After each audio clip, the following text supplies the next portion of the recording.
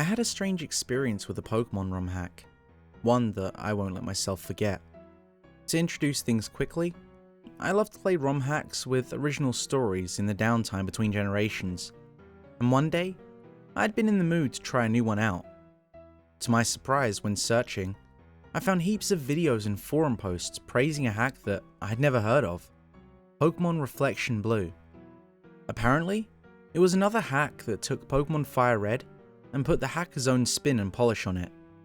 But this one was apparently so well made that it was a contender for the best of its kind. I'd neglected to take note of who created the hack, but I'd noticed plenty of well-known names among both hackers and Let's Players singing its praise.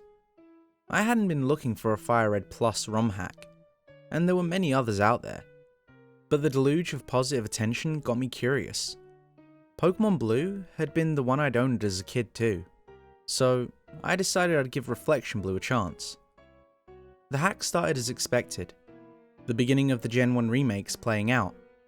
There were adjustments to the dialogue and streamlining to the beginning process, but I quickly found myself settling into the familiarity. Given my start choice, I chose Bulbasaur for old time's sake.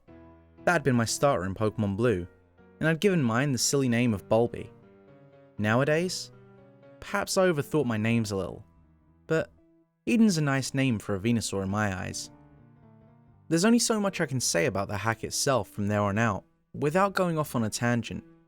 For basically being a Fire Red Plus hack, I liked it a lot.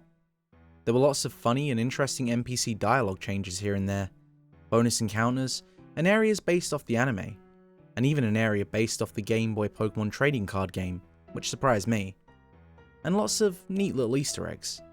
Missing No was even in it, though it didn't duplicate my stuff. I suppose that was to keep things fair. I know it was playing to my nostalgia, but it worked. And so, I rushed through the hack with excitement whenever I had free time to play, even if I was just playing the plot of the Kanto games over again. It was late out and quiet in the house the day I got to the Elite Four. They were strangely very easy, and underleveled after the well-balanced difficulty the rest of the hack had shown. This tempered my excitement somewhat, but even as I tore through the Elite Four battles, I held up some hope for the champion. But the champion's room was empty when I entered it, and my sprite moved to the center of the room and just stood there for a while. There was no music, and I almost thought the game had froze until another trainer came in. This trainer used Red Sprite from Pokemon Red, grayscale and all. He walked up to my trainer slowly. "Do I know you from somewhere?" the text box said. And then, my battle began.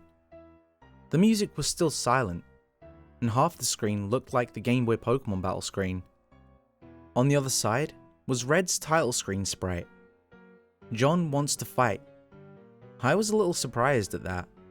John was the name I had used as a kid in Pokemon Blue. It was one of the preset names though, so I figured it was a coincidence.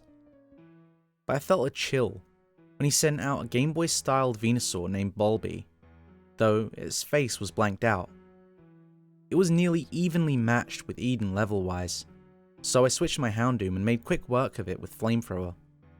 But I knew that the name was more than a coincidence when John sent out a faceless Lapras named Ralph. I remember asking my dad for a name suggestion when I'd got my Lapras, since I had no bright ideas. And that was what he had suggested, and I'd used.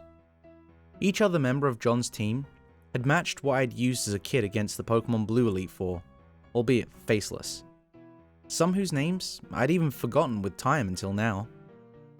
The battle went by quicker than expected, and I wasn't sure how to feel when it ended. "I can't remember.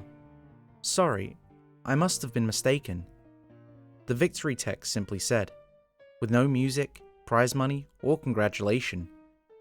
The screen faded to black, and my emulator suddenly crashed.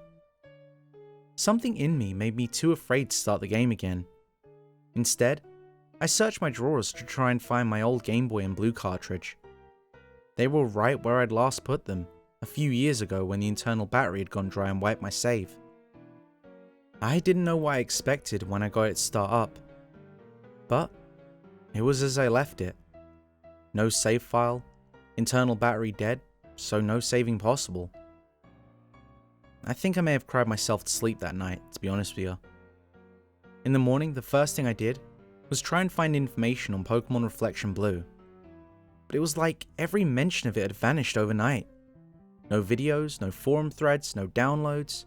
I even made my own posts on several different sites asking about it, but nobody seemed to have heard of it at all. And when I tried to put the ROM up for download to prove it existed, the download file corrupted every time. Finally, I just decided to try and run the ROM again, as I had nothing else I could do. My save file was completely gone, but the game started and worked as normal. When I saved and stopped though, I realized that it didn't create any save files. With some testing, I realized it couldn't take save states either, as any attempt to make one would crash the game. There was no way to save my progress at all. So, I replayed it again, without saving or closing the game at all. It was all the same as before. The final battle, even with the crashing emulator at the very end. I've replayed it a few more times after that, though the game itself stays the same.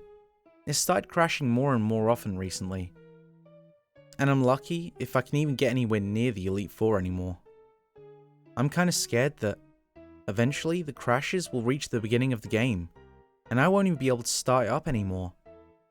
I know it's weird, but when I think about it, it's the only real trace I have left of my first Pokemon team, and the one I'd made in the hack as well. Like before, soon my memories will be the only proof it ever existed, I guess. Thanks for sticking around. I hope you enjoyed the story. We're at the end of this one, but there are plenty more you might not have heard yet. So here are some options: my entire Pokepasta playlist, or a story that YouTube thinks you'll like from me. With all that said, I hope you leave a like, maybe a comment, and if you want to hear more, subscribe with notifications to get the latest stories as soon as they're available.